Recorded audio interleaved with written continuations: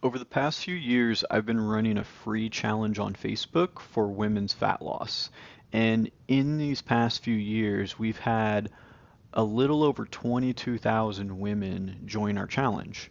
Um, Over the few years, I've kind of noticed some big reasons for why people struggle to lose weight. And so in this video, I want to talk to you about those three biggest reasons.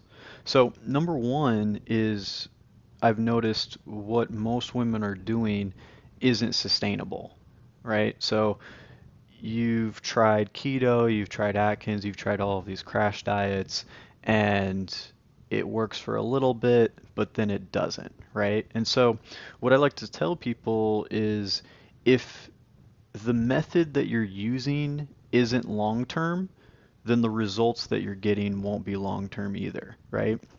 If you can't do something for long term, you're eventually going to stop doing that. And when you eventually stop doing that, you gain the weight back or you lose the progress, right? We have to be able to adopt something that can be consistent, right? And so if that happens to be keto and you can do that long term, great. But for most of you, that's not. For most of you, cutting all your carbs out isn't sustainable. For most of you, just eating chicken and broccoli isn't sustainable. And so if that's not something we can do long term, our results aren't going to be long term. We have to figure out what that's going to be for us so that we can do something for the next year, for the next several years, for the rest of our lives. And normally, if a good way to tell if what you're doing is unsustainable is if you're making huge drastic changes. If you're making huge drastic changes and you don't really like what you do, then it's going to be very hard to do that long term. And so I like to have people make small changes that eventually add up, right? And if we can create some better habits that are just small changes throughout our day and throughout our week, yes, our progress is going to be slower, but our results are going to be longer lasting, and that's what we're aiming for. The second thing that is really hard for people and a big reason on why you might not be losing weight is dying from the scale, right? And so you're weighing yourself every day. If it doesn't go down or if you're a little bit stagnant, you feel demotivated, and a lot of times you just say screw it, and you come completely off your nutrition plan or you come completely off your workouts because you you feel like it's not working. And so we have to remember that we're collecting data when we weigh in and we're looking at trends. We're not looking for immediate progress. And especially as a woman, because maybe you weigh in a couple days from now and you're 3 pounds up, but you're on your menstrual cycle, or you maybe consumed more salt than usual, or you maybe drank just more water than usual. And so that could be a result for us gaining a little bit of weight on the scale, right? So we have to remember that our progress is not going to be linear. We're not just going to lose 2 pounds every single week, right? It's going to be a slight zigzag, but we need to look at the downward trend. And so if you're mentally able to weigh in a couple times a week and just see it as data and just see it as, okay, this is what it says, I'm going to record it, and then we can look at that progress over time. If you're doing the right things, you're going to be very happy. But we can't just beat ourselves up over, one weigh-in of not going down in weight because it's never going to be perfect. It's never going to be linear.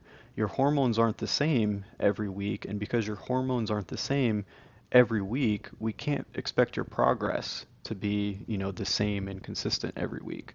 So we have to look at that downward trend and we have to look at the big picture. And so the best thing to do is not necessarily celebrate when you do go down a few pounds, which will inherently help you not beat yourself up when you don't go down a pound or two, right? We just need to look at it objectively and know, like, okay, well, this week I lost a few pounds. Oh, next week I didn't lose anything, or maybe I went up a pound. And then we collect that data, we look at the sheet, or however you record it, and we get to realize the big picture of whether you're actually making progress. And so that's what we need to do. Like it's just if you're weighing in daily, it's just daily data. Like you need to be objective and be aware with what you see, right? And the other thing is like uh, treat yourself how you would treat your best friends, right?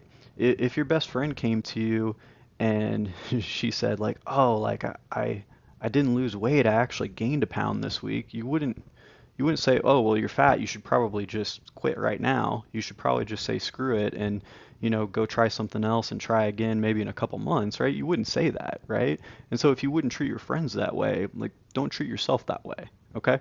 The third and probably the most important one that I've seen is going off the deep end when you feel like you've messed up a little bit. So when you think you messed up a little bit and you just say screw it, right? And so if you've had a few margaritas, you might be thinking, "Oh, well, I ruined my progress, so I might as well, binge the next few days and then start fresh Monday," right? It just makes no sense and it really messes people up. They might go over their calories a bit or have one meal off the plan. And so they think they've screwed up, right? And then they justify messing the rest of their week up. And it's like, what are you doing? Right? Like it doesn't make any sense because with that same logic, if I got like a flat tire, instead of saying, "Oh well," and replacing the tire or patching it, I get out and slash the other three tires. So it just makes no sense. I'd rather you be 80% consistent with your nutrition overall than 100% consistent. And the reason being is because you can mostly do what you need to do but still enjoy other foods and events too. So it's more likely that you're going to keep going long term if you stay 80% consistent, right? And so if you try to stay 100%, that can that can become kind of like a mental prison, right? And so there's no way you can travel, go on vacation, or like have fun during the holidays and Thanksgiving and Christmas when you're meticulously like weighing out all of your food and measuring every little thing and tracking everything you're doing, right? There's no way to do that. And you have to remember or you have to realize there are people out there that have never worked out in their life and never ate healthy. They grew up in a household where everything they ate was fried, everything they ate was not conducive to any type of fitness goal, and they live their life until 40, until 50 years old, and then they still lose tremendous amounts of fat and they get strong and they, get healthy and they change their life, right? After 40 or 50 years of not doing anything. And so it's silly for you to come to me and tell me that you ruined all your progress because you had a fun weekend or went on a vacation, right? And so we have to realize, again, the big picture.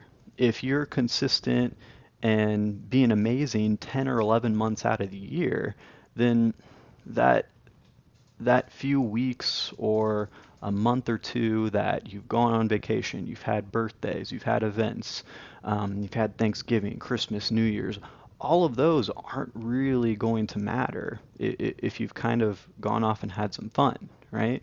If you're good the rest of the year. And so we're looking for that consistency. And so you really just need to stop slashing the other three tires, right?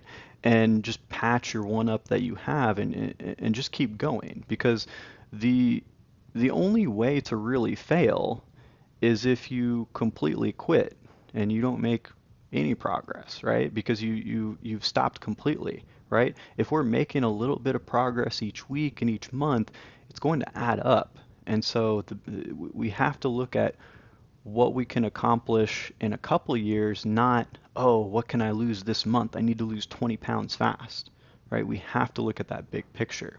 And so the whole point of this challenge, the whole point of this channel is there's a lot of unhealthy people in this world, and I don't want you to be one of them. So my name is Brad Baldwin. I own the MedFit Challenge and Fit Over 40.